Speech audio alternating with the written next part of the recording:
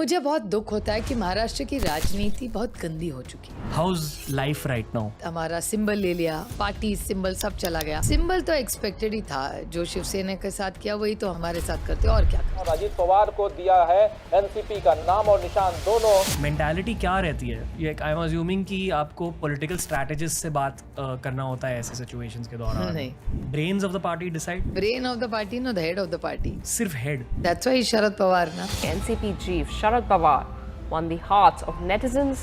Ajit sir से बात हो रही है? फिर मेरी तरफ से हमेशा सबसे बात करने की कोशिश होती है। स्प्लिट से पहले उन्होंने आपसे बात करी? बिल्कुल। महाराष्ट्र पॉलिटिक्स को लेकर बहुत सारे लोग कंफ्यूज्ड हैं। स्टेट इलेक्शंस के लिए people are concern to cast a vote because they like कि even if we vote for party A tomorrow they will go to party C who was in the opposition initially. Perspective क्या रहना चाहिए vote cast करने के दौरान?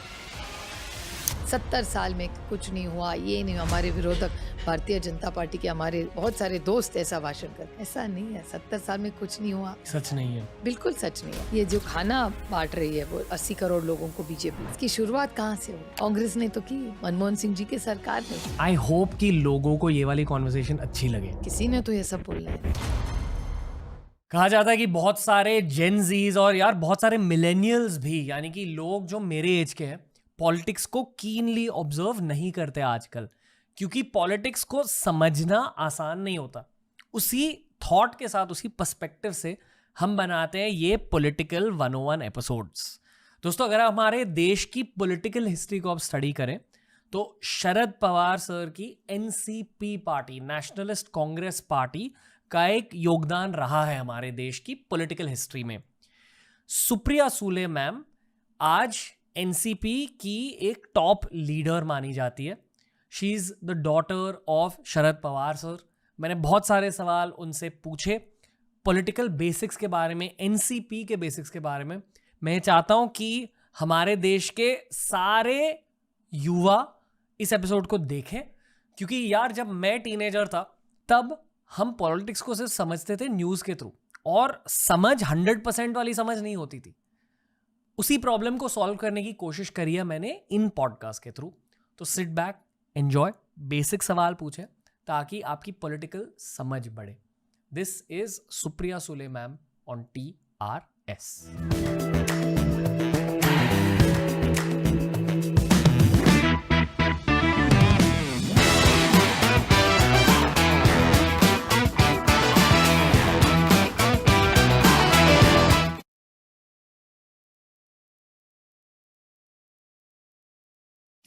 Supriya Sule ma'am का स्वागत है TRS में। नमस्ते, आभारी हूँ आपकी। अरे मैम, हम आभारी हैं। ये हमारा ऑनर है कि आप घर आ चुके हो हमारे पॉडकास्ट को रिकॉर्ड करने। कैसे हो मैम? मैं अच्छी हूँ और आपका घर बहुत सुंदर है। Thank you. अच्छी बात है। और ये TRS सोच के मैं पहले पॉलिटिकल माइंड में, राजनीति में सोच रही थी TRS। नहीं, नॉट येट मैम। बट अगर मैंने पॉलिटिक्स एंटर किया डेफिनेटली आपसे मेंटरिंग लूंगा। नहीं, अपने पार्टी में साथ काम करेंगे। आई एक्चुअली फील पर mentoring is probably the most important thing in politics, जितना मैंने पॉलिटिक्स अब तक समझा है। नहीं, ऐसा नहीं होता। गुरु शिष्य ये जो परंपरा है जी। इस देश की बहुत पुरानी परंपरा है। आप कुछ भी, आप एक्टिंग करें, आप टीवी पे काम करना चाहे, इंजीनियर बनना चाहे, कुछ नया बिजनेस शुरू करना चाहे, तो गुरु शिष्य परंपरा ये हमारी पहले से आज भी है। अगर उसको अलग अलग नाम देते हैं आजकल लोग, लेकिन गुरु हमेशा, माँ बाप भी गुरु हो सकते हैं, आपकी टीचर आपके गुरु हो सकते हैं। तो गुरु शिष्य परंपरा ये होनी ही चाहिए लाइफ में। किसी को तो भी गुरु की जगह रखना चाहिए। क्या आपके पापा ही आपके मेन गुरु हैं पॉलिटिकली स्पीकिंग? नहीं, ऐसे नहीं कह सकते। सबको लगता है कि वो राजनीति में है, मैं राजनीति, इसे गुरु शिष्य परंपरा, ऐसे हम लोग ऐसे राजनीति नहीं करते। राजनीति थोड़ी दिल से, थोड़ी दिमाग से, दोनों से करनी पड़ती है एक तो। और सबसे अच्छा सीखो। गुरु कोई भी हो सकता है, हर कोई गुरु होता है। और कोई अगर उल्टा भी कुछ करे ना तो भी गुरु हो सकता है कि भैया देखो इसके कारण ये सीख गए हम लोग। हर पॉडकास्ट से पहले मैं काफ़ी ज़्यादा रिसर्च करता हूँ, इंटरव्यूज़ देखता हूँ लोगों के। मेरी एक प्रेपरेशन स्ट्रैटेजी होती है। अच्छा। मैंने नोटिस किया कि जब कोई आपसे आपके पापा के बारे में पूछता है आप थोड़े से बोर्ड हो जाते हो, क्योंकि बहुत सारे लोग ये पूछते हैं आपसे। नहीं, ऐसा नहीं है। हम लोग एक बहुत प्राइवेट फैमिली है। जी। हमारी जो पारिवारिक हमारा जो लाइफ है वो हमने प्राइवेट रखने की बहुत कोशिश की है। जो पब्लिकली होता है वो बाहर सब दुनिया को पता है, छुपाने के लिए नहीं, लेकिन एक प्राइवेसी होनी चाहिए। और मेरी माँ और मेरे पति बहुत प्राइवेट है। उनको अच्छा नहीं लगता कि हम राजनीति बाहर, घर के बाहर ऑफिस तक सीमित रहे, घर के अंदर राजनीति हमारे यहाँ नहीं चलती। उसकी चर्चा भी बाहर बहुत ज़्यादा हम करें तो लोग बोलते हैं तुम्हारे पास दूसरा बोलने को नहीं है सुप्रिया। माँ, मेरे पति, उनको लगता है कि आपका जो प्रोफेशन है वो घर के बाहर रहे, घर में जो आप आए तब ऑफिस की बातें आप ना करें। इस साल बहुत सारे नए वोटर्स हैं, जेनजी वोटर्स हैं जो पहली बार वोट कर रहे हैं। तो एज अ पॉलिटिशियन मैं जानता हूँ कि हर पॉलिटिशियन के 2 मोड्स होते हैं, एक एडमिनिस्ट्रेटिव मोड, एक election based mode. Please correct me if I am wrong. Not at all. Okay. Go ahead. तो I wanted to ask you कि आपके इलेक्शन सीजन मोड में आपके दिमाग में क्या चलता है? आप लोगों के दिमाग में टेंशन होती है, स्ट्रैटेजीज होती है? How is life right now? Life is very interesting, बहुत मज़ा आ रहा है कि कुछ भी करने जाओ तो वहाँ एक बहुत सारी आर्मी बैठी है कि इनको रोका कैसे जाए। तो इसीलिए मुझे ऐसा जब कोई करता है तो और मज़ा आता है, क्योंकि चैलेंजेस? जब नहीं, लाइफ जब स्टेडी चल रही है, नाव चले जा रही है, ठीक है, चल रहा है, अच्छी बात है। लेकिन अगर कोई प्रॉब्लम बहुत बड़ी आ जाए और ऐसे लगे कि अभी क्या और इससे बाहर कैसे जाए, एक से बाहर पढ़े तो दूसरा कुछ आ जाता है, एक से निकले तो तीसरा कुछ आ जाता है। तो ये बड़ा चेस का गेम चल रहा है अभी हमारे साथ। पहले पार्टी टूटी, उसके बाद हमारा सिंबल ले लिया, उसके बाद पार्टी सिंबल सब चला गया। अभी मैं आपके सामने बैठी हूँ, ना पार्टी है ना सिंबल है, और इलेक्शन 6 हफ्ते या 8 हफ्ते में आने वाला है। तो चुनौतियाँ तो है, लेकिन उसी तो है, कभी खुशी कभी गम, थोड़ा खट्टा थोड़ा मीठा। लाइफ इज लाइक अ पानी पूरी। सॉरी यार, आपका पॉडकास्ट का फ्लो तोड़ दिया, पर मैं बस ये कहना चाहता हूँ, firstly thank you for supporting us through out the years. Secondly, हमने एक नया इनिशिएटिव स्टार्ट किया जिसका नाम है बियर बाइसेप्स स्किल हाउस। इसकी इंटेंशन ये है कि भारत की अपस्किलिंग जर्नी में हम अपना थोड़ा सा योगदान दे दें। हम लेकर आए आपके लिए कमर्शियल एडिटिंग का कोर्स, क्योंकि ये है बियर बाइसेप्स टीम का कोर स्किल सेट। बहुत सारे अपस्किलिंग कोर्सेज आ रहे हैं, तो at least check out BeerBiceps skill house, follow our YouTube channel, follow our Instagram page. But for now, enjoy this episode of TRS। जब ये सब ड्रामा अनफोल्ड हो रहा था आपके सामने, आपके पापा ने आपको क्या कहा? मेरे पापा ज़्यादा बोलते नहीं है, बोलने का शौक हमारे फैमिली में सबसे ज़्यादा मुझे है। ओके, तो आपने क्या कहा पापा को? वेल, कौन सा ड्रामा, मेरे लाइफ में बहुत सारे ड्रामे हो चुके हैं। आपने एक साल से हिसाब से बोले। जो आपने अब कहा कि ये सिंबल भी छीना गया, पार्टी थोड़ी split सिंबल हो तो गई। एक्सपेक्टेड ही था, जो शिवसेना के साथ किया वही तो हम हमारे साथ करते, और क्या करते। नहीं तो मेरिट की बात तो है ही नहीं ना। मेरिट की बात होती तो अलग बात है। ये देश अभी अदृश्य शक्ति चला रही है, ऐसे महाराष्ट्र के मुख्यमंत्री कहते। तो अदृश्य शक्ति जो डिसाइड करे वही होगा। और जब अगर सेना के साथ किया तो हमारे साथ दूसरा क्या करते हो। बट ऐसे सिचुएशंस में I don't even know what to call this, ये मतलब चैलेंजिंग सिचुएशंस है बेसिकली। मेंटालिटी क्या रहती है? ये आई एम अज्यूमिंग कि आपको पॉलिटिकल स्ट्रैटेजिस्ट से बात करना होता है ऐसे सिचुएशंस के दौरान। नहीं, मतलब पार्टी के अंदर ही the brains of the party decide कि next brain of the party, no the head of the party. सिर्फ head. That's why Sharad Pawar ना खुद का दिमाग चलाते हैं वो बहुत ज़्यादा। 60 साल से राजनीति में है, और उनका कोई चाचा, मामा, भतीजा, पिताजी तो राजनीति में थे नहीं। उन्होंने शून्य से शब्द शुरू किया है, तो वो खुद बहुत बड़े स्ट्रैटेजिस्ट है खुद ही। और उनको उनका ऐसी सोच है कि अगर तुमको खुद की पार्टी या राजनीति चलाने के लिए स्ट्रैटेजिस्ट लगता होगा तो आपकी रिश्ते ये लोगों से जुड़े ही नहीं है। लोगों से हमको पता चलना चाहिए कि लोगों के मन में क्या है, क्योंकि हम MP या पॉलिटिशियन मतलब क्या, लोक प्रतिनिधि, मतलब लोगों के प्रतिनिधि, मतलब लोगों के तरफ से हम चुन के जाते। तो लोगों की सेवा करने के लिए, बदलाव लाने के लिए, नए कुछ पॉलिसीज लाने के लिए, इसलिए तो राजनीति में हम लोग आए ना। तो हर चीज़ सिर्फ स्ट्रैटेजी से नहीं, थोड़ी चीज़ें दिल से भी करनी पड़ती है। मैं आपके साथ एकदम स्ट्रेट फॉरवर्ड रहूंगा। बिल्कुल, मैं स्ट्रेट फॉरवर्ड ही हूँ। महाराष्ट्र पॉलिटिक्स को लेकर बहुत सारे लोग कंफ्यूज्ड हैं, and earlier the sentiment used to be कि यार जनरल इलेक्शंस में everyone will definitely cast a vote, पर स्टेट इलेक्शंस के लिए people are concerned to cast a vote because they're like कि even if we vote for party A, tomorrow they'll go to party C, who was in the opposition initially. तो जितने भी specially Maharashtra के Gen Zs हैं उनके लिए आपकी क्या मैसेज है, मतलब पर्सपेक्टिव क्या रहना चाहिए वोट कास्ट करने के दौरान? नहीं, वोट तो करना ही चाहिए। वोट ये आपका अधिकार है, वोट तो करना ही है। किसके लिए? वो आपको सोचना पड़ेगा। मैं भी एक वोटर हूँ ना, मैं भी इस देश की एक नागरिक हूँ, उसके बाद मैं एमपी हूँ, पहले नागरिक हूँ। मैं भी किसी के लिए वोट डालती हूँ ना, तो मेरी क्या अपेक्षा है कि मेरा जो एमपी होगा, मेरा जो विधायक होगा, उससे मेरी क्या अपेक्षा है कि उसने पार्लियामेंट या असेंबली में अच्छा काम करना चाहिए, उसने निर्वाचन क्षेत्र में कांटेक्ट रखना चाहिए, उसने विकास करना चाहिए और उसने पैसा नहीं खाना चाहिए। These are the basic things. उससे ज़्यादा क्या अपेक्षा आप करते? आप बेसिकली ये कह रहे हो कि कैंडिडेट के लिए वोट करना चाहिए, ना नहीं, कि कैंडिडेट के लिए भी करना चाहिए, उसके बाद उसके खिलाफ कोई केसेस भी नहीं होने चाहिए। आजकल आप देख रहे केसेस, मतलब पॉलिटिकल नहीं, जी। पॉलिटिकल कहीं आंदोलन कर दिया, ऐसे ठीक है यार, आंदोलन हमारा अधिकार है, संविधान ने हमको वो अधिकार दिया है, तो आंदोलन वाले केसेस नहीं। दूसरे पर्सनल केसेस जब होते हैं ना, actual criminal cases, actual criminal cases, वो मुझे हमेशा लगता है कि नहीं, वो उसमें हर पार्टी में, मैं आरोप नहीं करूंगी, वी आर ऑल रिस्पॉन्सिबल, हम हर पार्टी में कोई ना कोई ऐसा है, हर पार्टी में। उसके बारे में हमने कलेक्टिवली सोचना चाहिए कि भैया इसके आगे हम सबको कैसे चलना है।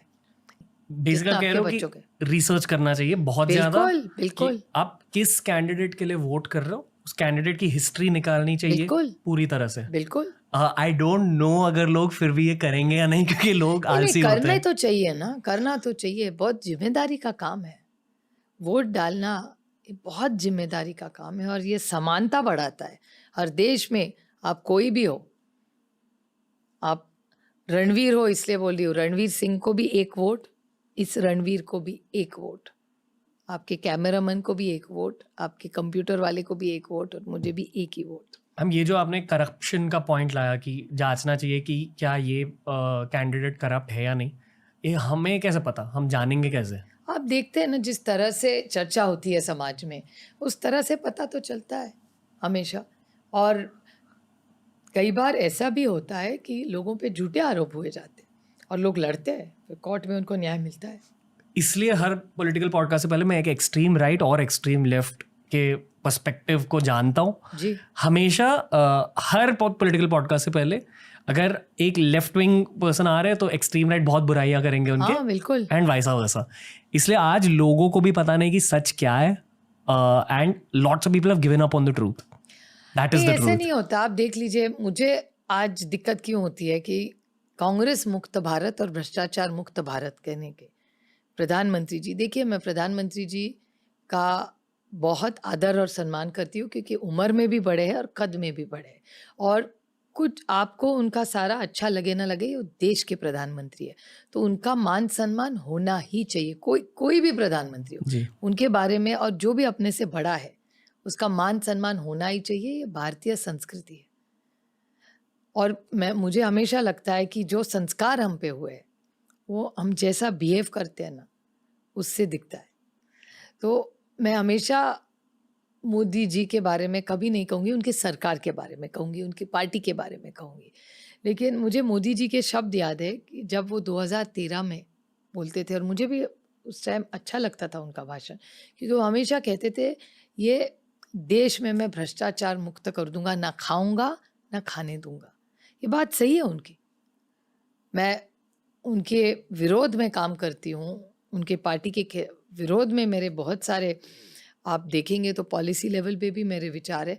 फिर भी जो अच्छा है, हर गवर्नमेंट में कुछ ना कुछ अच्छा होता है, and governance is continuity.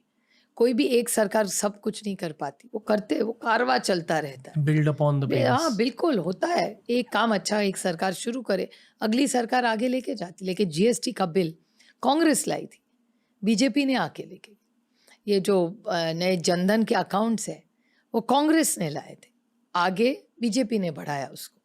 NREGA जैसी बहुत अच्छी जी स्कीम है वो कांग्रेस ने लाई, आगे बीजेपी लेके गई। कितने आपको उदाहरण दिखाओ ऐसे।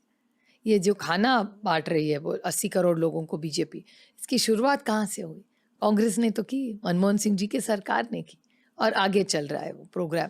तो ऐसे बहुत सारे प्रोग्राम्स, कई ऐसे भी प्रोग्राम्स हैं जो अटल जी ने शुरू किए थे। अटल जी के प्रोग्राम मनमोहन सिंह जी ने अच्छे मान के आगे लेके गए। तो ऐसा हर सरकार में कोई ना अच्छा काम होता ही है, कोई सरकार बुरी इस तरह से नहीं होती। और आजकल जो फैशन है पार्लियामेंट में बोलने का, 70 साल में कुछ नहीं हुआ, ये नहीं हुआ, हमारे विरोधक भारतीय जनता पार्टी के हमारे बहुत सारे दोस्त ऐसा भाषण करते, ऐसा नहीं है। 70 साल में कुछ नहीं हुआ, ऐसा सच नहीं है। सच बिल्कुल सच नहीं है। और थोड़ा हम लोग एनालाइज करें तो गलतियां हो सकती है, जो आदमी काम करता है वो गलती करता ही है, जी, कोई दिक्कत नहीं उसमें। मैं रोज गलती करती हूँ, लेकिन उसमें से सीख के सुधारना है। मैंने गडकरी सर का एक इंटरव्यू देखा था या क्लिप देखा था, याद नहीं, जहाँ उन्होंने कहा था कि पॉलिटिशियंस की मेंटल हेल्थ हमेशा खराब होती है। सच है कि गलत अभी है? गडकरी साहब बड़े वरिष्ठ नेता है और मैं उनका बहुत आदर करती हूँ। और वो अच्छे भी है क्योंकि वो छोटी राजनीति नहीं करते। वो हमेशा, अभी मैं विरोध में हूँ, विपक्ष में हूँ, और मैं अकेली नहीं, बहुत सारे कांग्रेस के भी मेरे दोस्त हैं, हम सब विपक्ष में। लेकिन अब गडकरी साहब ऐसे मंत्री है, अगर उनके यहाँ हम जाए और बोले हमारे निर्वाचन क्षेत्र में करना है, वो कभी ना नहीं कहते। हाँ, अभी पैसा नहीं होगा, चलो 6 महीने में कर दूंगा, साल में कर दूंगा। लेकिन हर इस देश का एमपी अगर गडकरी साहब के यहाँ जाए, कि वो पार्टी नहीं देखते, वो काम देखते हैं हम्म, और वो सबकी मदद करते हैं। ओके। ये मैं समझने के लिए पूछ रहा हूँ आपसे। अगेन, इस पूरे पॉडकास्टिंग सीरीज की मिशन यही रही है कि we understand the political system based on what the news does not show us, क्योंकि आप लोग पॉलिटिक्स को और एडमिनिस्ट्रेशन को एक अलग नज़रिए से जानते हैं। Is it also fair to say कि Modi ji effectively, to compare to cricket, captain है उस टीम के, हाँ बिल्कुल, तो the captain will decide a lot about long term strategy बिल्कुल, कि इस बिल्कुल, डिपार्टमेंट में एटसेट्रा। बिल्कुल सही है। तो कल अगर आप पीएम बने तो आपके क्या गोल्स होंगे? Like how would you run the country differently? Differently नहीं, कई तो ग्राउंड रूल सेम ही होते हैं। As I told you, governance is continuity, वो आगे चलता रहता है। जैसे मैं आपको एक उदाहरण दूँ, एकलव्य स्कूल्स शुरू हुए इस देश में। जी, सारे ट्राइबल बच्चे, आदिवासी बच्चे, उनके लिए स्पेशल स्कूल, कि उनको अच्छा स्कूलिंग मिलना चाहिए, उनके घर के पास होना चाहिए। कई उनके बच्चे अगर एकलव्य स्कूल में जाए, कई दूसरे स्कूल्स में जाए, अच्छी बात है। जी, लेकिन आज एकलव्य स्कूल, इंटेंशन बहुत अच्छा था कि करना है ये स्कूल, लेकिन आज उसकी क्वालिटी क्या है, उसके टीचर्स क्या है, तो इस बारे में सरकार ने सोचना चाहिए। अभी हमारी सरकार आएगी तब हमारी प्रयास रहेगा कि इसको बहुत, इस देश के सबसे अच्छे स्कूलों में, हर स्कूल, हर बच्चे को शिक्षा मिलनी ही चाहिए, इसका अधिकार संविधान ने उसको दिया है। जी, भारत रत्न डॉक्टर बाबा साहेब अम्बेडकर जी ने जो संविधान बनाया, उसमें अधिकार है उस बच्चे का, वो हमने देना ही चाहिए। स्कूल तो दे दिए, लेकिन वहाँ क्वालिटी एजुकेशन, वहाँ टीचर होना ही चाहिए। ये बहुत बेसिक चीज़ है। यहाँ गैप्स है, वहाँ सुधार लाने की ज़रूरत है इस देश में। ऐसी बहुत सारी और भी चीज़ें हैं जिस पे चर्चा हो सकती है। 2024 में कुछ 2024 पर्सपेक्टिव से बताओ मैम कि what do we need next? What is next is artificial intelligence, मेरे हिसाब से, आप अगर आप बोले तो।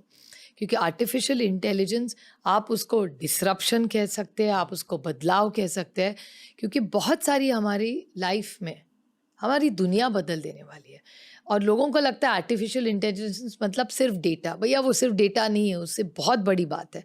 मैं आपको दो उदाहरण दूँ आर्टिफिशियल इंटेलिजेंस से, जो मुझे डायरेक्ट इम्पैक्ट करते हैं। एक चैनल है आज तक नाम का, और वहाँ मेरे बहुत साल से मैं उनको जानती हूँ। ऐसे साहिल नाम के एक बड़े सीनियर रिपोर्टर है, उन्होंने मुझे 3 मिनट का एक वीडियो भेजा और उन्होंने कहा ये देख लो, एक साइली नाम की लड़की थी, फॉरेनर जैसे दिखने वाली, और वो मराठी में न्यूज़ पढ़ रही थी। मैं सोचूं ये क्या भेजा इस लड़के ने, कौन है ये लड़की? तो मैंने एक बार बहुत कैजुअली देख लिया, बोला नहीं इसमें कुछ चक्कर है, ये हो ही नहीं सकता। ये फिर से मैंने दोबारा देखा और मैं सोचूं नहीं ये लड़की नहीं है, ये कुछ और ही चक्कर है। तो मैंने दूसरी बार देख के उसको फ़ोन किया, बोले तो साहिल ये क्या है, क्या भेजा है आपने? तो उन्होंने कहा ये AI की हमारी न्यूज़ रीडर है, इसका नाम साइली है, और वो न्यूज़ पढ़ती है। ऐसे क्यों कर रहे हो, खुद के पैर पे कुल्हाड़ी क्यों मार रहे हो यार, कल तुम्हारी नौकरी चली जाएगी।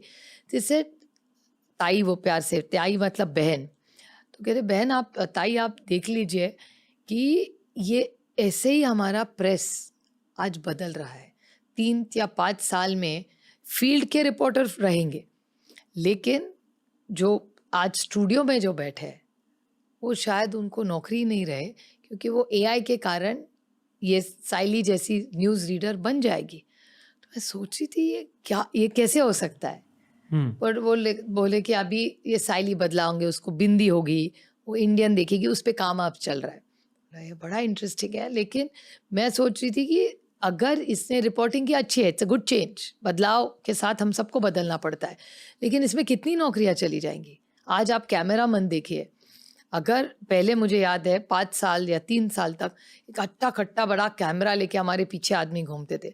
आज रिपोर्टर भी वही है और कैमरा 2 in 1 हो गया। वो इतना छोटा सा मोबाइल लेके वो बाइट ले लेता था, तो पूरा कैमरा मन चला गया। अभी धीरे धीरे ऑब्सोलीट हो रहा है। वो फोटोग्राफ्स ऑब्सोलीट हो रहे हैं। आप देखिए कि फोटोग्राफर्स बड़े बड़े कैमरास लेके घूमते थे, आजकल वो कम दिखते हैं।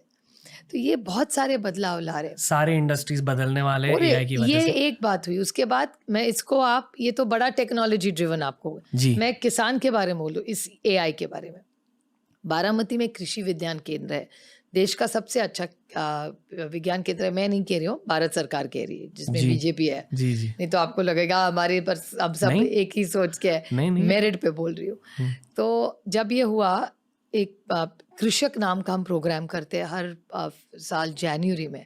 तो इस साल जो कृषक हुआ उसमें एआई इन एग्रीकल्चर, मतलब किसान और आर्टिफिशियल इंटेलिजेंस। आप बोलेंगे किसान का और आर्टिफिशियल इंटेलिजेंस का क्या लेना देना? तो बहुत लेना देना है, क्योंकि वहाँ माइक्रोसॉफ्ट नाम की जो कंपनी चिप बनाती है, वो एक छोटी सी चिप होगी जो आप डाल देंगे अपने जहाँ भी आपका एरिया हो, इस हिसाब से वो डिज़ाइन और उसका साइज़ होता है।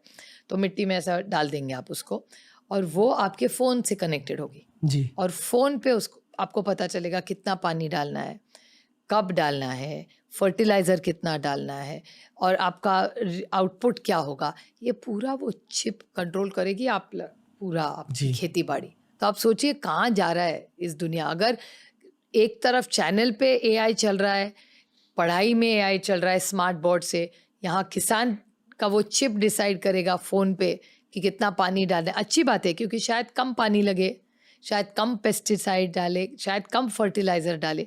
इसके लिए किसान की मतलब प्रोडक्शन दुगना हो सकता है। सब अच्छी बातें हैं, लेकिन ये टेक्नोलॉजी के कारण बहुत बदलाव हमारे लाइफ में आने वाले। जितने भी एंटरप्रेन्योर शो पे आए हैं उन्होंने एक चीज़ कॉमन कही है कि अगर किसी बिजनेस में एआई का इस्तेमाल नहीं हो रहा है, मतलब उस बिजनेस में फॉल्ट है। अब हाँ, ऐसा जमाना आ चुका है दुनिया भर। बिल्कुल बिल्कुल। बट आई एम श्योर कि अब हर एक पॉलिसी में जितने भी पॉलिसीज अब बनेंगे, देयर इज अ पॉसिबिलिटी कि कुछ एआई का एंगल रहेगा पॉलिसी में भी। नहीं, लाना ही पड़ेगा, लाना ही पड़ेगा।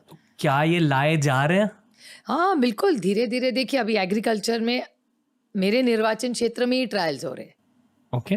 तो धीरे धीरे अभी हम पिछले हफ्ते मैं उस बिल पे बोली थी, कोचिंग क्लासेस जो है वहाँ अगर कॉपी हो रहा है तो उस पर अभी शिक्षा होगी, उसको जेल भी जा सकता है। 1 करोड़ रुपया का उन्होंने उसको फाइन भी लगाया।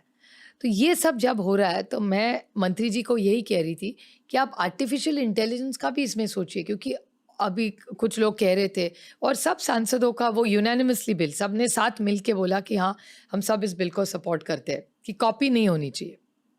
क्योंकि लोग कह रहे थे कि कोई मोबाइल लेके जा रहा है, कोई ईयरपॉड्स लगा के कॉपी कर रहा है, ऐसी भी चीज़ें हो रही है। तो अगर क्यों ना हम एआई करके एक फ्लॉलेस सिस्टम बनाए जहाँ आप कॉपी कर ही नहीं सकते। okay. ऐसा कोई चाइल्ड कर सकते हैं क्या? लॉकिंग सिस्टम ऐसा हो सकता है ना, क्योंकि टेक्नोलॉजी पे इन सब निर्भर है, तो कॉपी नहीं कर पाएंगे आप।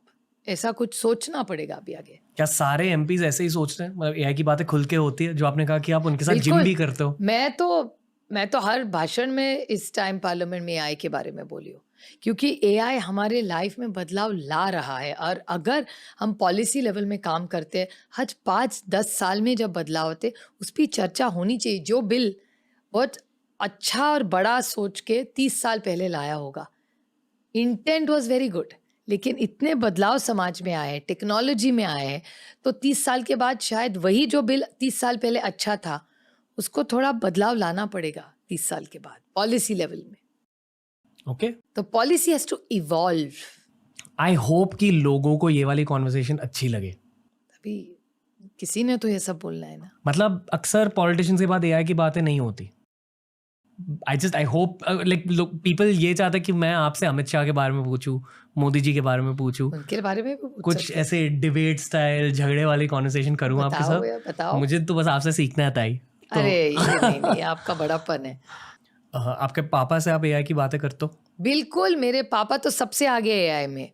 इस देश में सबसे पहले एआई का ये जो एक्टिविटी की है ना, वो बारामती में पहली बार हुई. मेरे चाचा, मेरे पिताजी के छोटे भाई प्रताप पवार और हमारे सबसे बड़े भाई राजेंद्र पवार और शरद पवार, ये तीनों, मतलब पवार साहब बहुत बड़े क्यूरियस होते हैं और वो हम सब में सबसे आगे टेक्नोलॉजी में वो होते हैं.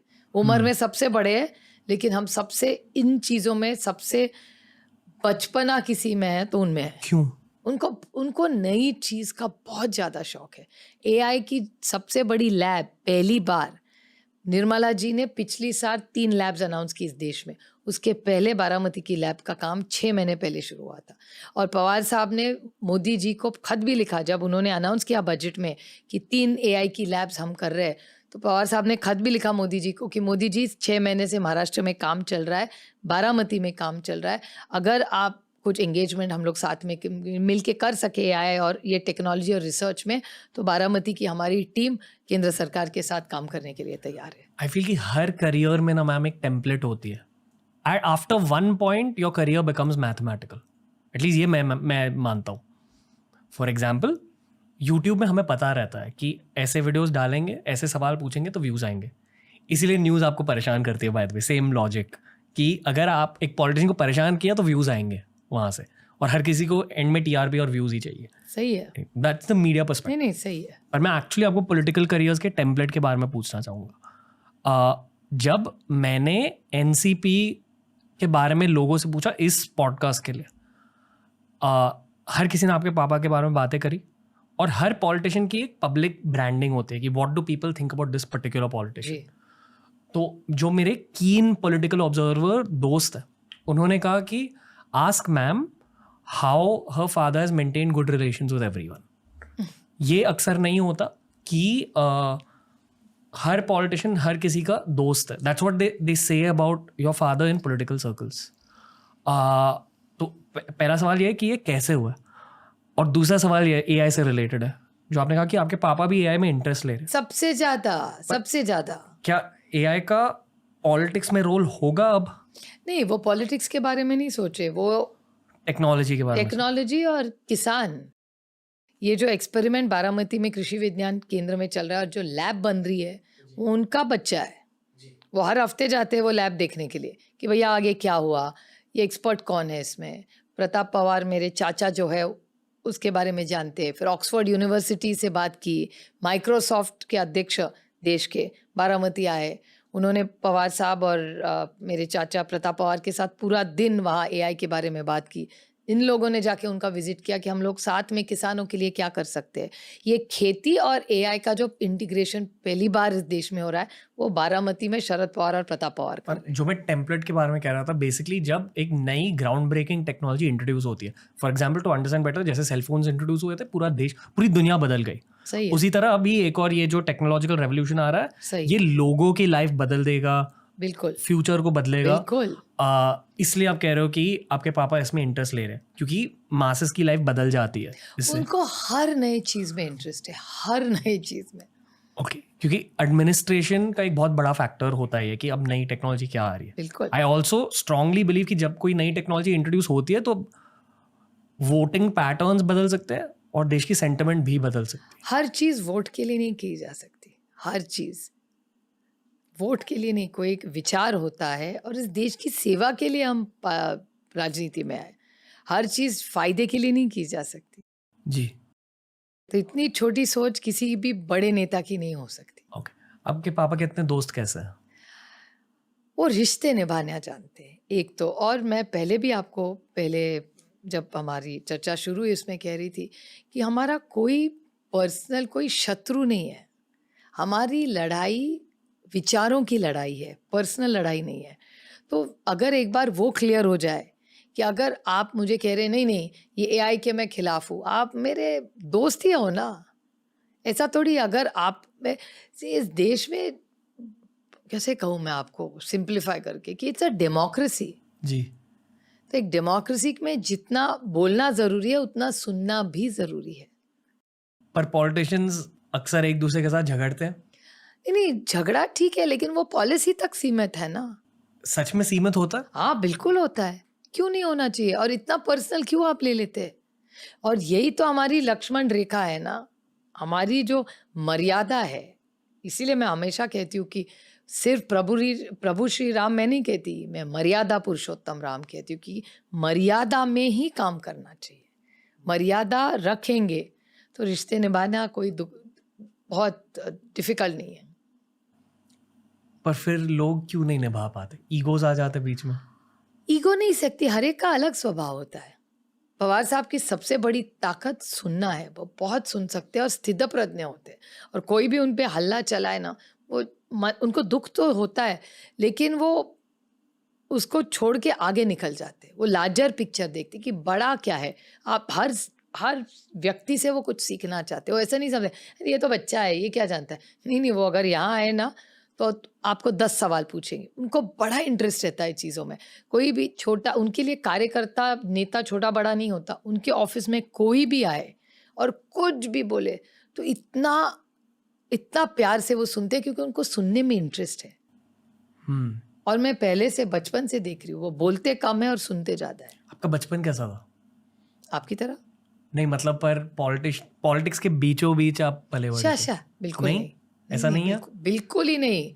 मेरी माँ ने मुझे वो पूरा, हमारी दुनिया अलग थी। हमारी एक पर्सनल लाइफ है और हमारी एक राजनीतिक लाइफ, बहुत ही कम्प्लीटली डिफरेंट। और आज आप ये सिक्योरिटी वगैरह देखते हैं। हम, मेरे पिताजी जब मुख्यमंत्री थे तो हमारा वर्षा बंगला का दरवाज़ा खुला पड़ा रहता था, कोई भी आओ कोई भी जाओ, क्योंकि तब सिक्योरिटी नहीं थी। आज का सब वक्त अलग है, उससे का वक्त अलग था। ऐसा कोई नहीं था।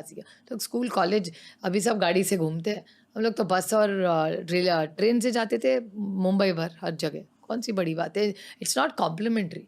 ऐसा ही होना चाहिए और वो वक्त भी ज़्यादा अच्छा था आज से। जब आपने ये देखा कि आपके पापा सीएम बन चुके हैं महाराष्ट्र के, तब आपके दिमाग में क्या चलता था एज हिज डॉटर? क्या फर्क पड़ता है, हर एक के फादर को प्रमोशन मिलता है, मेरे भी फादर को प्रमोशन मिल गया, कौन सी बड़ी बात आप एज अ प्रमोशन इसे देखते थे? नहीं तो क्या था, वो प्रमोशन ही तो था। पर जब आप स्कूल कॉलेज जाते थे तो लोग कहते होंगे कि सीएम की डॉटर है। नहीं, उस जमाने में आप मुंबई में रहे हो, मुंबई में किसी का भी दिमाग खराब हो गया ना, मुंबई में 6 महीना रखो दिमाग ठीक हो जाता है। यहाँ आप लाल बत्ती की गाड़ी उधर उधर लगेगे, दोस्त सब छोड़ के चलेंगे, बोलो तुम्हारे सीएम की लाल बत्ती की गाड़ी में बैठो, हमको नहीं इंटरेस्ट। मैं कभी भी स्कूल में वो गाड़ी से नहीं गई। मेरे पापा भी छोड़ने आते थे कभी तो मैं थोड़ा पीछे ही करती थी गाड़ी, भैया आप यहाँ छोड़ के जाइए। क्योंकि जिस स्कूल में मैं गई, जिस कॉलेज में मैं गई, वहाँ बहुत अच्छे लोग थे और बड़े संस्कारी लोग थे, तो उनको ये सब अच्छा नहीं लगता था और वो करना भी नहीं चाहिए। सही है वो, क्योंकि आज इसीलिए मैं कहती हूँ मुंबई के लोग बहुत अच्छे, अगर आपको मदद लगे तो आपके लिए जान दे देंगे, लेकिन ये जो पागल वाली हरकत है उनको पसंद नहीं है। पहली बार कब ऐसा लगा कि हाँ आपको पॉलिटिशियन बनना है, या आपको जस्ट जनरली इस दुनिया में पॉलिसी मेकिंग में एंटर? नहीं, चाइल्डहुड में बात ही नहीं थी। और मेरी शादी होने के बाद, एक्चुअली उसके पहले मैं कैलिफोर्निया गई पढ़ाई करने के लिए, उसके बाद मैं 10 साल इस देश के बाहर रही, तो मैं वापस आई, उसके बाद मैं राजनीति में आई। मैं राजनीति में इस देश में अच्छे पॉलिसीज करके आपके लाइफ में एक अच्छा बदलाव करने के लिए आई हूँ। सिंपल। एक ह्यूमन लेवल पर बिल्कुल ये बिल्कुल एक फुलफिलिंग जॉब होता है। हाँ, बहुत ज़्यादा। इसलिए जब मैं आपको एक छोटा उदाहरण दूँ कि अगर एक हाथ स्कूल में कोई टीचर नहीं हो और मैं फिर हम लोग फॉलो अप करके बोले नहीं क्यों नहीं है टीचर, अरे आना चाहिए, छोटा सा आपके लगेगा कि बहुत छोटी बात है, लेकिन वहाँ जब टीचर आ जाता है और 6 महीने के बाद दिखता है कि बच्चों के पढ़ाई में बहुत अच्छा इम्प्रूवमेंट आया है, तो बहुत अच्छा लगता है। उसके बाद छोटी सब बहुत हमारे लिए और आपके लिए बहुत छोटी चीज़ है कि एक ST होती है, स्टेट ट्रांसपोर्ट की बस होती है, और वो टाइम से नहीं चलती है, तो एक आध लड़की की एग्ज़ाम भी छूट जाती है, उसका करियर बर्बाद हो जाता है। वो आके अगर गांव में चली जाओ, में बोलते हैं कि ताई बस नहीं आती कुछ करिए, और वो बस रोज चलने लगती है, गांव के 50 बच्चों के लाइफ में कितना बड़ा है, कितना छोटी सी चीज़ है कि बस टाइम पे आना, बस आती है लेकिन टाइम से नहीं स्टेट ट्रांसपोर्ट की आती। तो आपको लगेगा अरे ताई इसमें कौन सी बड़ी बात है, बहुत बड़ी बात है। 50 बच्चों का करियर उस बस पे निर्भर है। ये मैं छोटे टिकट्स बता रही हूँ, बड़े तो है ही, मतलब इंफ्रास्ट्रक्चर जब आता है, पानी की लाइन जब आती है, ट्रेन जब आती है, एयरपोर्ट जब होता है, ये तो बहुत बड़ी बड़ी चीज़ें हैं। These are the obvious big 5 tickets. But छोटी छोटी बिजली का एक छोटे गांव में अगर अरे बिजली नहीं इतने सालों से, उनकी कनेक्टिविटी, उनकी लाइफ बदल जाती है। और मैं एक बहुत सिंपल सा आपको उदाहरण दूँ, एक आध बच्चा होता है या बुजुर्ग होते हैं जो सुन नहीं पाते, उनके लिए अगर हियरिंग एड बैठा दे, उस व्यक्ति की दुनिया बदल जाती है। दैट इम्पैक्ट, जब मशीन बैठता है और वो पहली बार साउंड सुनता है, उसकी अगर शक्ल आप देखें ना, your life is worth living. आपको लगेगा अरे क्या हो गया उसको सुनने में, आप सोचिए 1 मिनट के लिए कि आप कुछ नहीं सुन रहे, जी पाओगे? कुछ भी कर पाओगे? तो नहीं कर पाओगे। तो ये जो इम्पैक्ट हम कर सकते हैं शिक्षा में, आरोग्य में, किसी को हेल्प कर सकते हैं मेडिकली, कुछ सोशल इम्पैक्ट मीन्स, बारामती का उदाहरण मैं दूँ, सबसे ज़्यादा MIDC में इन्वेस्टमेंट्स बारामती में पवार साहब ने लाई, जब कुछ नहीं था वहाँ। तो इन्वेस्टमेंट जब आई तो इन्वेस्टमेंट के कारण रास्ते बने, इंफ्रास्ट्रक्चर बना, लोगों को नौकरियाँ मिली। और सिर्फ एक कंपनी नहीं होती, उसके लिए दूसरे भी सैटेलाइट इन्वेस्टमेंट्स आ जाती है, तो उसमें कितना बड़ा बदलाव लाया। तो पूरी जगह का चेहरा मोहरा और पूरी इकोनॉमी बदल गई उस शहर की।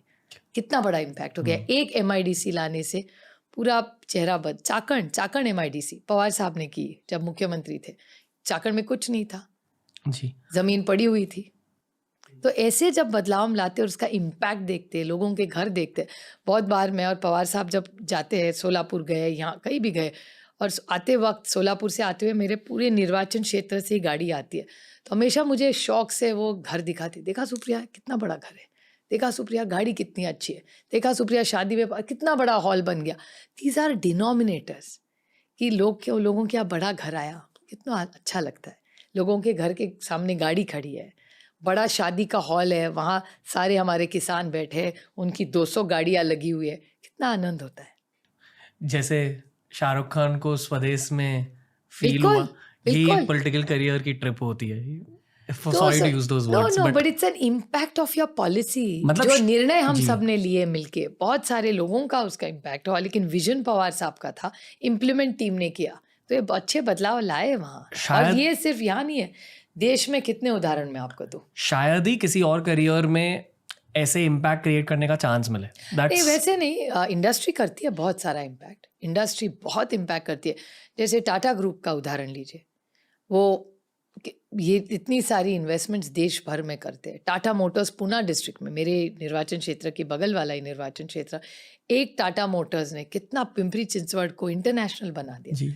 हिंजौड़ी जो IT पार्क है, पवार साहब जब मुख्यमंत्री बने, वहाँ पहला बड़ा IT पार्क बना। It was a visionary thing to do ना, इतने साल पहले। कितना बड़ा है आज उसके। मतलब अगर दुनिया को बदलना, या तो पैसे कमाने चाहिए या तो पावर कमाना चाहिए। That's... पावर कमाया नहीं जाता, यही गलत फहमी है सबकी। पावर इज अ टूल, एक साधन है सेवा करने के लिए, एक साधन है। पावर इज टू एब्स्ट्रैक्ट, और उसका गलत अर्थ बहुत बार निकाला जाता है। अजीत सर से बात हो रही है? फिर मेरी तरफ से हमेशा सबसे बात करने की कोशिश होती है, मैं सबसे बात करती हूँ। अब आप उनसे एक बहन के तौर से बात करते हो? नहीं, बहन का रिश्ता तो रहेगा ही ना, खून के रिश्ते इतने हल्के नहीं होते। स्प्लिट से पहले उन्होंने आपसे बात करी? बिल्कुल कहा था आपसे? हाँ, मेरी तो सबसे बात होती है, क्योंकि मैं अच्छी तरह सुन सकती हूँ। तो आपकी रिएक्शन क्या थी? नहीं, मेरा जो निर्णय था उनको मैंने कह दिया था, साफ साफ कह दिया था। ओके। और स्प्लिट के बाद आपकी वो उनका इक्वेशन? निर्णय था, वो उनको तय करना है। मैं उनके निर्णय पे, मेरा क्या वक्तव्य है उससे क्या फर्क पड़ता है, उन्होंने एक निर्णय ले लिया है। यूथ को आप महाराष्ट्र पॉलिटिक्स के बारे में क्या बताना चाहोगे? मैसेज क्या देना मुझे चाहोगे? बहुत दुख होता है कि महाराष्ट्र की राजनीति बहुत गंदी हो चुकी है, और ऐसे नहीं होनी चाहिए। फिर आप बोलेंगे फिर आप उसमें क्यों हो, किसने तो लड़ना चाहिए सत्य के लिए। अगर सब गंदा कह के चले जाए तो इस राज्य में अच्छाई नहीं रहेगी। मैम ऑडियंस ना पावर को इस नजरिए से देखती है कि बिल्कुल। जब पावर इन्वॉल्व होता है तब so called politics takes place. No, ऐसा नहीं होता। पावर को आप सब बहुत गलत तरीके से देख रहे हैं हम। पावर इतना गंदा है नहीं ऑन इट्स ओन। जैसे मनी ब्लैक है और hard earn money is good money, और ब्लैक मनी, उसमें मनी का क्या गलती, जी उसमें पावर की क्या गलती है? हम लोग पावर को क्यों टारगेट कर रहे हैं? पावर आप किस तरह से उसको इस्तेमाल करते हैं उससे वो अच्छा बुरा होता है। आदमी अच्छा बुरा नहीं होता, सारे पैदा होते तो अच्छे ही होते। आपके पापा की पॉलिटिकल आइडियोलॉजी है क्या? क्योंकि कुछ लोग कहते हैं कि it's a growth oriented party, first grow then figure what to do, that's one of the criticism. Sure, absolutely. First of all, thank you for calling us the original NCP. ये तो बट हमारी ideology Congress से बहुत मिलती जुलती है, क्योंकि कांग्रेस की जो आइडियोलॉजी है वही एनसीपी की। कांग्रेस का एक भाई इज एनसीपी। जी हमारी आइडियोलॉजी बहुत सिमिलर है एक, और एनसीपी की जो ग्रोथ हुई है वो शायद लोगों को ऐसा लगता है कि बहुत इनकमिंग था पार्टी में, इसलिए उनको शायद लगा होगा कि ये आइडियोलॉजी डाइल्यूट हो रही है या क्लैरिटी नहीं है। लेकिन हम जो पार्टी में काम करते हैं we are very very clear, we are a very moderate party. ना बहुत एक्सट्रीम लेफ्ट है ना राइट है, हम ना कम्युनिस्ट है ना बहुत राइट है, we are middle of centre, और वी आर वेरी लिबरल। और हम सुनने में मुझे कभी कभी लगता है कि वी लाइक टू हियर, कि सुना जाए, लेफ्ट का भी सुना जाए, राइट का भी सुना जाए, और दोनों में जो अच्छाई है वो अच्छाई तो आगे लेके चले। क्योंकि बहुत सारे बिल्स जब इवन बीजेपी लाती है, एनसीपी उनको सपोर्ट करती है, क्योंकि देश पहले, उसके बाद हमारी आइडियोलॉजी और पार्टी। पहले देश, अगर देश के हित में कुछ हो, और अगर बीजेपी भी हमें कहे भैया देखो बुला ले हमको, समझा दे कि ये देश के हित में है, आप खड़े रहिए, हम देश के लिए उनके साथ खड़े रहेंगे।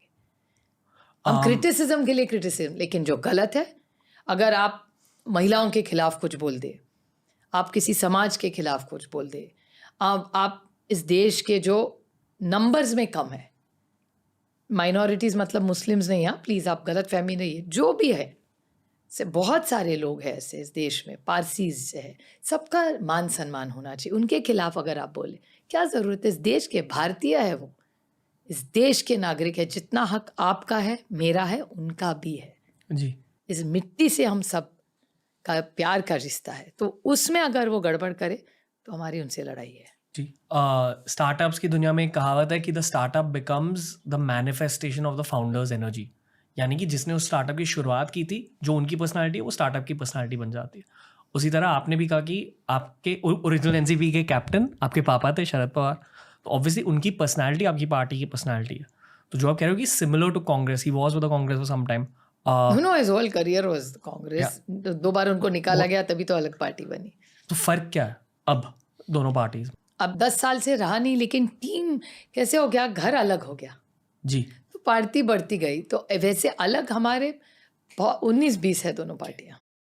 जैसे ममता जी की पार्टी है, Didi is also an offshoot of Congress. No, Congress ideology से दीदी की पार्टी चलती है। ओके, एनसीपी के भविष्य के बारे में बताइए, मतलब आप क्या चाहते हो, like what's next for you? What next is, अभी तो हम इलेक्शन कमीशन में हमको लगता है हम पे अन्याय हुआ है, तो हम अभी सुप्रीम कोर्ट जाएंगे, पूरी ताकत से लड़ेंगे, क्योंकि अब पार्टी शरद पवार की है। ये मेरे लिए मैं नहीं लड़ रही हूँ, उनके लिए हम सब लड़ रहे हैं, क्योंकि पार्टी, वो फाउंडर मेंबर है उस पार्टी के। फाउंडर मेंबर से आप कैसे छीन सकते हो जो उन्होंने खुद ने बनाया? सबकी मेहनत है, मैं इतनी भी नैरो नहीं सोच मेरी, सब जो आज छोड़ के गए उनकी भी मेहनत है, सबकी मेहनत है। इट्स अ टीम वर्क, अकेला एक आदमी सब कुछ नहीं कर सकता। हम सबका मान सर, वो सबसे वो कार्यकर्ता है गांव में भी जो झंडा लेके खड़ा है ना, उसका भी अधिकार है उसमें, उसकी भी मेहनत है, उसका भी खून है, उसका भी पसीना है। तो ऐसा नहीं है कि वो शरद पवार अकेली की मेहनत है, नॉट एट ऑल, सबकी मेहनत है, सबका प्यार है, सबका विश्वास है, वोटर का प्यार और विश्वास है। उनका मूड, उनका दिल कैसा आपके पापा का? अरे वो तो बहुत लड़ाकू है, उनको तो बहुत मजा आता है। ये जब शिप सेल होती है ना स्टेडी वाटर्स में, तो उनको बहुत बोर होता है, कुछ नहीं हो रहा है, कुछ नहीं हो रहा है। और जब ऐसे कुछ आ जाए तो उनको बहुत मजा आता है। वो by nature is a man of crisis, तो क्राइसिस में उनकी पर्सनालिटी और बाहर के आती है। और हमेशा देखिए वेनेवर उनके लाइफ में पॉलिटिकल क्राइसिस, नहीं तो महाराष्ट्र में भी क्राइसिस, आप देखिए बॉम्ब ब्लास्ट हुए 2 दिन में उन्होंने बॉम्बे खड़ी कर दी, मुंबई पूरे 2 दिन में पूरी नॉर्मल हो गई। लातूर में जब इतना बड़ा अर्थक्वेक हुआ था, हजारों लोग गए थे, मर गए बेचारे सारे। उन्होंने वहां जाके 1 महीना रहे, वो घर नहीं आए, वहां जाके रहे, पूरा लातूर को ठीक करके एडमिनिस्ट्रेट, दैट्स हिज स्ट्रेंथ। और ये हम उनके बीजेपी के लोग भी मानते हैं कि he is a man of the crisis. तो जब क्राइसिस आता है, इसीलिए मैंने शब्द इस्तेमाल किया स्थित प्रज्ञ। वो जब क्राइसिस आता है तो स्थित प्रज्ञ, he holds himself together and says भैया आप सोचने का टाइम है, ये मजाक का टाइम नहीं है, सीरियस का टाइम नहीं है, पैनिक होने का टाइम नहीं है। जी, शांति से बैठिए, सोचिए। और it is applicable to all of us. ये सिर्फ उनका गुण नहीं है, बहुत सारे लोगों में जो लीडर, मतलब घर के, आपकी माँ भी आपकी घर की लीडर है। शायद आपके घर में कुछ गड़बड़ होता है तो, या आपकी माँ जब खड़ी रहती है, वो स्थित प्रज्ञ होती है कि वो अभी वो जोड़ के रहेगी पूरी फैमिली को, कोई नहीं, सब ठीक होने वाला है, होगा ही, और होता है ठीक अगर मन से करो तो। जो मैं अब कहने वाला हूँ ना, I hope you don't take it in a bad way because it's not coming out of a negative no, place, मैं इतना नहीं सोचती। Generally when you are growing up in Mumbai the way I did, आपके पापा का एक entrepreneurial image है, and I don't think that's a necessarily bad thing. I know कि maybe a politician would not want to hear not that, at all. But आपके पापा का एक एंटरप्रेन्योरियल इमेज है, और कहते हैं कि अगर आप गोवा गए, अगर आप पुणे गए, तो आसपास के सारे lands are owned by your family. Yes, moon पे भी बोलते हैं। चंद्रयान गया तभी भी जोक चल रहा था। ये थियरी कहाँ से आई? वो मुझे पता नहीं, बट कोई मुझे अगर दे दे वो ना, तो मुझे बहुत आनंद होगा। तो अगर वो पेपर्स कोई मुझे दे दे ना, उसका 50% मैं उसको दे दूँ। लोग आपसे सवाल पूछते हैं? आज 10 साल से पूछना बंद कर दिया, उनको पता चला वो सारा गॉसिप था। पहले लोग कहते थे कि इंडिया रिचेस्ट पॉलिटिशियन वगैरह, जब मैं बड़ी हो रही थी तब बहुत था। अभी इतना नहीं बोलते, अभी आजकल अच्छा बोलते हैं उनके बारे में ज़्यादा लोग। तो डू पहले बोलते थे। यू फील कि दिस वाज प्रोपेगेंडा? हो सकता है, लेकिन रात गई बात गई यार, छोड़ दो। अभी कितना प्रिजनर ऑफ द पास्ट और हिस्ट्री कितने दिन रहोगे? ठीक है, इट वाज अ फेज, कह दिया लोगों ने, टुडे इज अनदर डे। एक कॉम्प्लीमेंट है आपके लिए कि there were people who don't associate you with your father at all, which is actually something very good I think in my eyes for you, क्योंकि आपकी एक खुद की एक original political that identity. Credit goes to my family और my father, कि इतने famous father होने के बाद उन्होंने मुझे कभी फोर्स नहीं किया कि ये करना है नहीं करना है। ही लेट मी बी, गलती करो तो भी ठीक और ना करो तो भी अच्छा। At the end of the day एक ह्यूमन की खुद की एनर्जी होती है और एक ह्यूमन की खुद की विल होती है। तो the fact that you kept on going, आप पार्लियामेंट में इतने ज्यादा एक्टिव हो, the credit also goes to you. No, I know you don't it's need not. me to tell you that at all. Credit doesn't go to me. It goes to my निर्वाचन क्षेत्र का credit है, और जो लोगों ने मुझ पे विश्वास दिया उनको क्रेडिट जाता है। Okay. मैं सिर्फ एक माध्यम हूँ। जी, और we've almost reached the end of the episode. एक हमारा छोटा सा गेम राउंड है which won't take longer than 5 to 10 minutes, ma'am. Okay. ये बस एक गेम राउंड है, ये एक मेरे अकॉर्डिंग किसी के दिमाग को नहीं, किसी के दिल को अनलॉक कर देता है। तो टिपिकल वो क्या बोलते हैं उसको, व्हाट इज इट मैं कॉल्ड? नाम नहीं लेना चाहता, बट हाँ वही है। What is it normally called, मैं भूल गई। Rapid fire. रैपिड फायर, हाँ वो रैपिड फायर वाला, उसकी तो आदत हो गई। क्या आपके सबसे बड़े पॉलिटिकल इंस्पिरेशन आपके पापा हैं? सबसे बड़े हाँ, और भी है। नंबर 2 स्पॉट पे कौन है? वेल, चंद्रशेखर जी इस देश के जो प्रधानमंत्री हुए, अटल बिहारी वाजपेयी जी ओके बड़े नेता रहे, Jawaharlal Nehru, okay great inspiration. क्योंकि डिस्कवरी ऑफ इंडिया मेरे सबसे मुझे जब किताब, मुझे लगता है हर भारतीय और देश में अगर भारत समझना होगा तो डिस्कवरी ऑफ इंडिया पढ़ना ज़रूरी है। महात्मा गांधी जी को मैं नहीं समझती सिर्फ पॉलिटिशियन, जी, वो महात्मा गांधी जी थे। Vinoba Bhave ji, I am highly inspired by him. Vinoba ji का जो बुदान का जो काम उन्होंने किया, माय गॉड। आपके पापा ने जो आपको बेस्ट एडवाइस दिया है और वर्स्ट एडवाइस दिया है, दोनों को शेयर कीजिए। If you best advice, no I am happy to share. Best advice is, जब मैं पहले राज्यसभा में गई थी तब नहीं कहा था, लेकिन लोकसभा में जब मैं चुन के गई पहली बार 2009 में, तो गेट नंबर 1 जो पुरानी मेरी फेवरेट बिल्डिंग है पार्लियामेंट की, वहाँ जब हम गाड़ी रुकी, रुको सुप्रिया, मतलब क्या हुआ, हम गाड़ी कारपूल करके जाते कि दो एक ही घर से दो गाड़ियाँ जा रही है आ रही है, स्लाइटली ग्रीन फैमिली, थोड़ा कोशिश करते तो एक ही गाड़ी में हम कारपूल करके जाते हैं दोनों। तो गाड़ी रुकी, बोलो ड्राइवर रुको 1 मिनट। तो क्या हुआ, जैसे देखो ये सीढ़ी देख रहे हो ना, ऐसे हाँ देखी हुआ है मैंने, 3 साल से यहाँ आ रही हूँ। जैसे नहीं याद रखना कि तुम अभी चुन के आई हो, ये जो गेट नंबर 8 की सीढ़ी है, हर सीढ़ी जब चढ़ोगी ना तो याद रखना कि तुम यहाँ आई हो क्योंकि बारामती लोकसभा के निर्वाचन क्षेत्र के लोगों ने तुमको ये अधिकार दिया है।